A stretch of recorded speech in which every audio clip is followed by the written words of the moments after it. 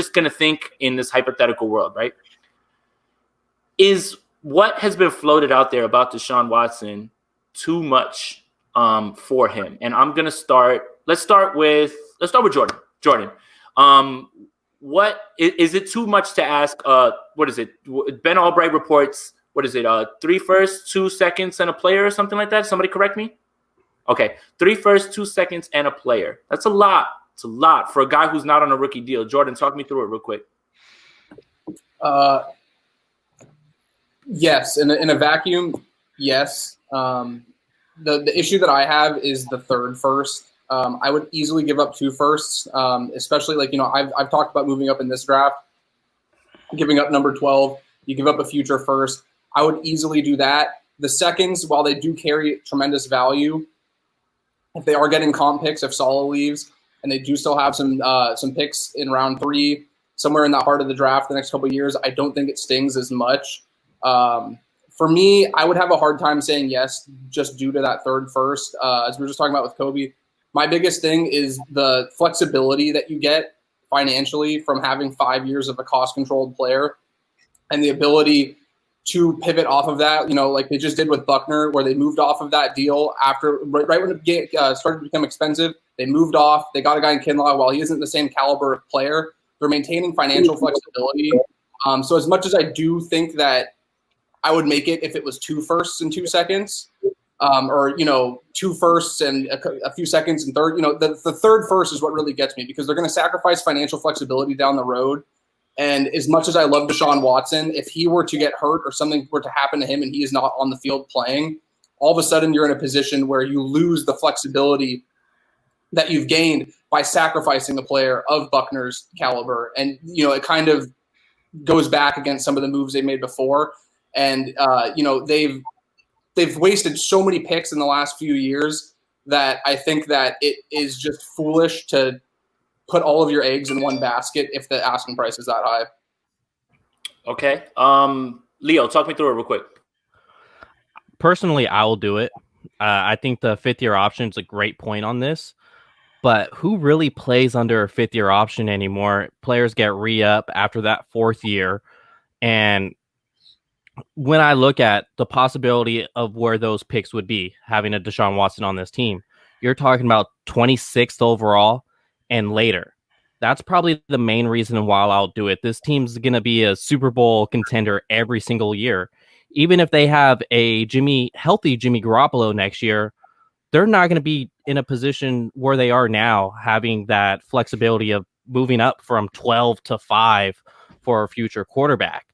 And that's where I would do it. It's 1 extra first for me is not going to break the deal. Because when you look at the 49ers first round picks from the past, they've been about 50-50. They haven't been all home runs. It hasn't been 80% where they've been studs. It's been about 50-50.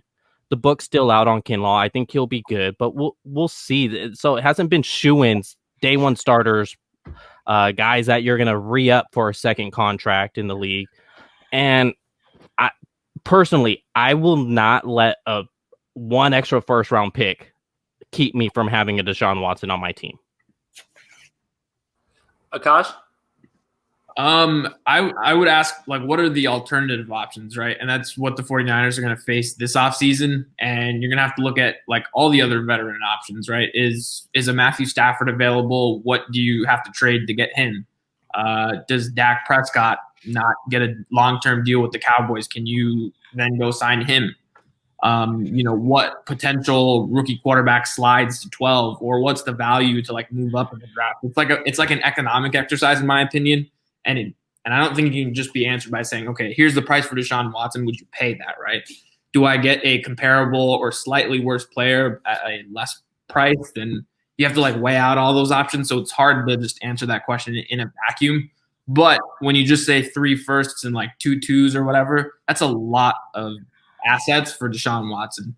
I mean, 1 player, quarterback, just given his age, given that he's, cost controlled, all that kind of stuff, but that's still a lot of talent potentially to give away for a franchise quarterback, in my opinion.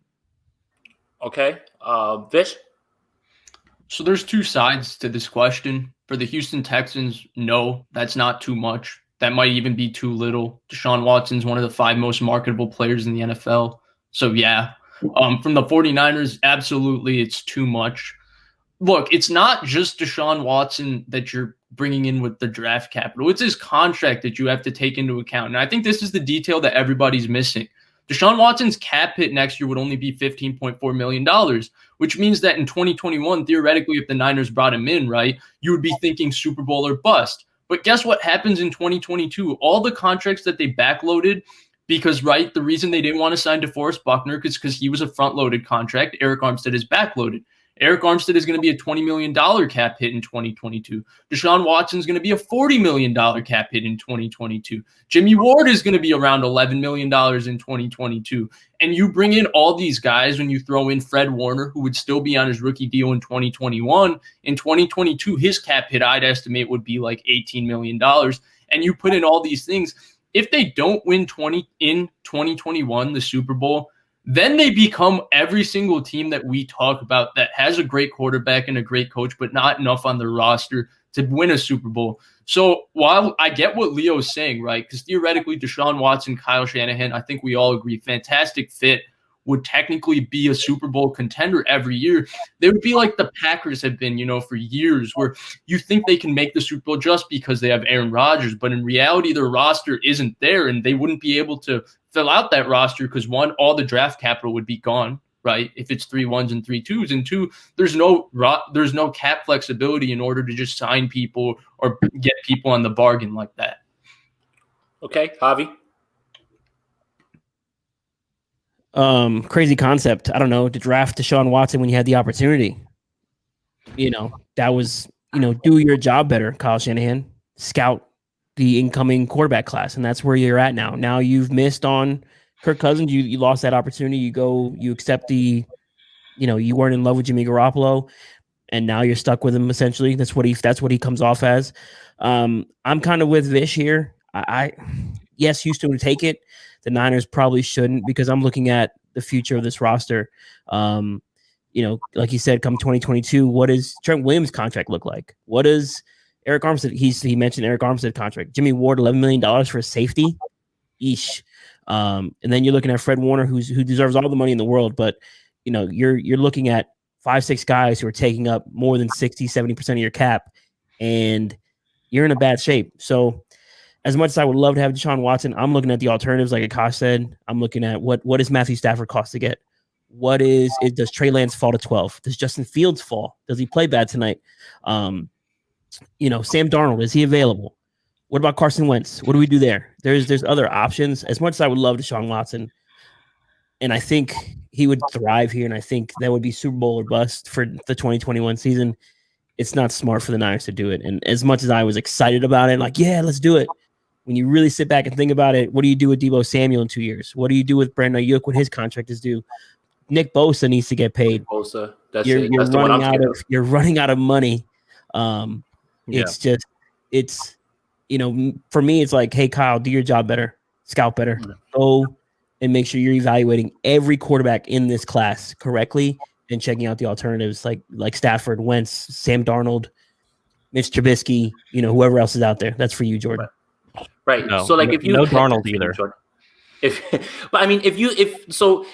I would need some sort of guarantee that bringing Deshaun Watson here would win 1 or 2 Super Bowls, because even that's still not guaranteed, right? Things happen, so that's the thing, right? You push your chips all the way to the middle for Deshaun Watson and you think, yes, this is going to be a championship, but that's not how things work out in this league, right? So here's the thing. You take that swing and then what? Now you're in cap hell. So again, it really goes to Javi's point where, the fan in me is just send the farm, bring him in. I don't care. Let's get it done. The tortured fan in me wants to see a Super Bowl. The analyst that I'm trying to be now says that this isn't wise for all those reasons that pretty much everybody here has labeled. And Nick Bosa's, like I talked about with Jordan just before. If Joey Bosa is asking for 100, Nick Bosa is going to walk in and say, give me 130, give me 140, give me 150. Exactly. He's getting $30 million a year. Right. And he's worth every bit of it. So I understand, I've made the point myself. franchise quarterback can lift up things that are not performing at a high level, right? So if the defense slips a little, the franchise quarterback scores more points for you, right? Like these are all things like, Kansas City doesn't have a great defense, but like Jordan said, they can hang 50 on you whenever they feel like it. Like that's different, but you don't want to play that game down the line, especially when you have this core of people, I'm not sure, somebody can remind me real quick, what's Kittle's cap hit, going forward, right? Like, well, that's another thing, and then you're talking about Bosa, then you're talking about Armstead. Like these are decisions you have to make. If you move Watson, now you have to really make tough decisions on other people who have already had contracts in place.